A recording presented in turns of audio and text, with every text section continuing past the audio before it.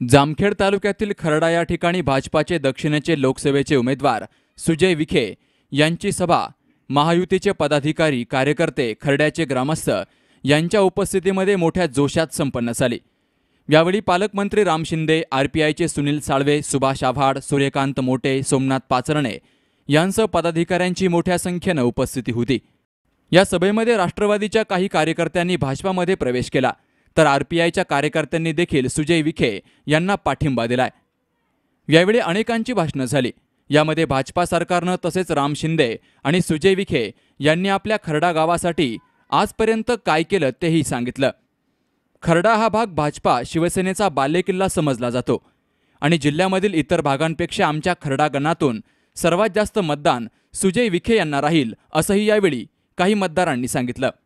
या सभेसाठी मोठ्या प्रमाणामध्ये आलेल्या जनसमुदायासमोर पालकमंत्री राम शिंदे आणि सुजय विखे यांनी मोठ्या जोशामध्ये विरोधकांवर टीका करत, विरोधक आपल्याबद्दल काय बोलतात आणि आम्ही जनतेसाठी काय करतोय, आजपर्यंत काय केलं आणि पुढे काय करणार हे देखील सांगितलं।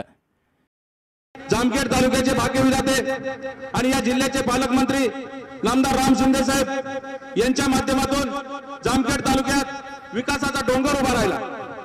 त्या विकासाच्या माध्यमातून या भागातील सर्व क्षेत्रातील जनता माननीय राम शिंदे साहेबांच्या पाठीशी आहे आणि भारतीय जनता पार्टीच्या पाठीशी आहे। आपण या ठिकाणी भारतीय जनता पार्टीचे उमेदवार आहात, त्यामुळे या भागातून मताधिक्य देण्याची जबाबदारी ही आमची असणार आहे। याच्या अगोदरच्या प्रत्येक निवडणुकीत या भागाने भारतीय जनता पार्टीच्या पाठीशी भक्कम असं मतदान केलं। भारतीय जनता पक्ष हा एक असा पक्ष आहे की सर्वसामान्यांना न्याय देणारा पक्ष आहे।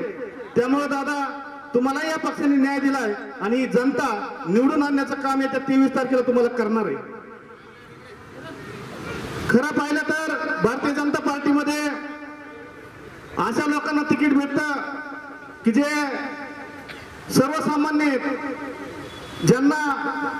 ज्याच्या पाठीमागे राजकीय हेतू नाही, परंतु या ठिकाणी तुम्ही एक युवा नेतृत्व आहे आणि हे युवा नेतृत्व नरेंद्र मोदीच्या जोडीला जाणार आहे।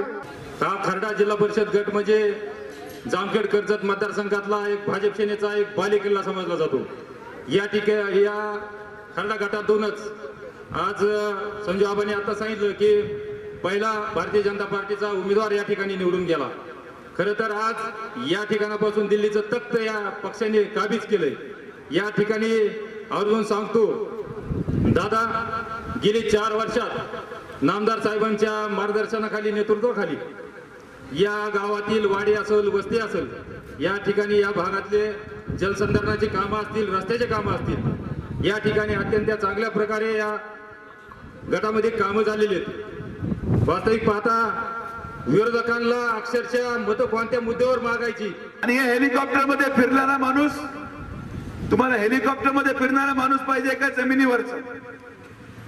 मला त्याला सांगायचंय, मी तरी जमिनीवर आहे, तू जामिनीवर आहे।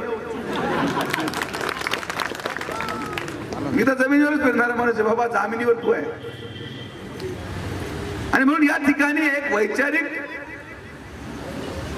कुठल्याही पद्धतीचा उल्लेख त्या ठिकाणी भाषणामध्ये नाही। आता धनंजय मुंडे साहेब या ठिकाणी येणार आहेत, मला माहिती आहे मोठी सभा या ठिकाणी घ्यायचं काही नियोजन चाललं। त्यांनी मला म्हटले होते की यांचं नाव यांच्या आई वडिलांनी चुकीचं ठेवलं, सुजयने पूजा ठेवलं पाहिजे होतं।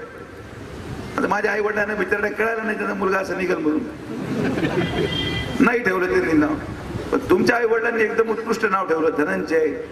जिथं धनाचा जय आहे, जिल्हा बँक घोटाळा, विधान परिषदेमध्ये प्रश्न दाबण्यासाठी 8 कोटी रुपयाची लाच, जिथं धनाचा जय तर धनंजयच असणार, दुसरं काय नाव चुकीचं ठेवायचं काही कारणच नाही। आणि म्हणून काय कोण कोणाचा कोण भाषण करतंय, कोण काय येऊन तत्वज्ञान इथं सांगतंय, त्या ठिकाणी जे समोरचे नेते या ठिकाणी त्यांच्यासाठी प्रचार करतायत, ते म्हणतात आमचा उमेदवार चांगला आहे, त्यांचा उमेदवार म्हणतो की हा बाहेरचा आहे, त्यांच्यासाठी जो प्रचार करतोय तो बाहेरचाच आहे। म्हणजे एक गोष्ट लक्षात ठेवा की राष्ट्रवादी काँग्रेस म्हणजे एनसीपीचा फुल फॉर्म, एनसीपी म्हणजे नातवंडांची पार्टी। यांचे नातू सगळीकडे चालतात, यांचे नातू मावळला चालतात, यांचे नातू माडाला चालतात, यांचे नातू कर्जत जामखेडला चालतात, पण विखे पाटलाचं नातू कोणाला चालणार अशी गंमत. आणि म्हणून फक्त या सगळ्या प्रसंगामध्ये मी भारतीय जनता पार्टीमध्ये येण्याचा निर्णय हे घेण्यामध्ये कोणी भाग पाडला हे सगळं जग जाहीर आहे. हा निर्णय घेण्यासाठी मला त्या ठिकाणी कुठल्या पद्धतीने कौटुंबिक द्वेषाचं राजकारण केलं गेलं, कुठल्या पद्धतीने या ठिकाणी सुड्याचं राजकारण केलं गेलं, कुठल्या पद्धतीने माझ्या कुटुंबाबद्दल त्या ठिकाणी पत्रकार परिषद घेऊन कैलासवासी बाळासाहेब विखे पाटलांबद्दल बोललं गेलं.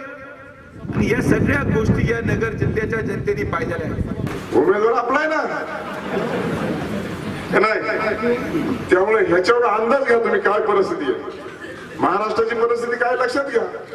त्यामुळं अवघड परिस्थिती झालेली काँग्रेस राष्ट्रवादीची, आणि तसे सर्वेचे रिपोर्ट सगळे आपल्या बाजूने आलेले आहेत. त्यामुळं ही निवडणूक तुमच्या आमच्या हिताची, भविष्याची, उज्ज्वल परंपरेची, विकासाची आहे, आपल्या देशाच्या संरक्षणाची आहे. आपला देश सुरक्षित राहिला पाहिजे. पुन्हा एकदा नरेंद्र मोदींना पंतप्रधान आपल्याला करायचंय, त्या खुर्चीवरती पुन्हा एकदा विराजमान करायचंय.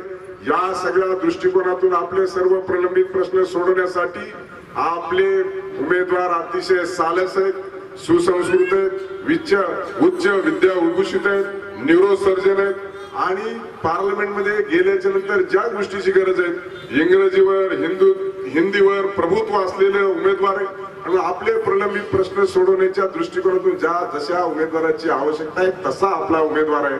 आणि अतिशय चांगल्या पद्धतीने ही निवडणुकीला आपल्याला सामोरं जायचंय. आणि म्हणून कर्जत जामखेड हा आपला मतदारसंघ, मी या निवडणुकीचा पालक आहे, मी पालकमंत्री आहे आणि निवडणुकीचा प्रचार प्रमुख आहे. दीपक कासवासह शुभम पाचरणे, सी न्यूज मराठी.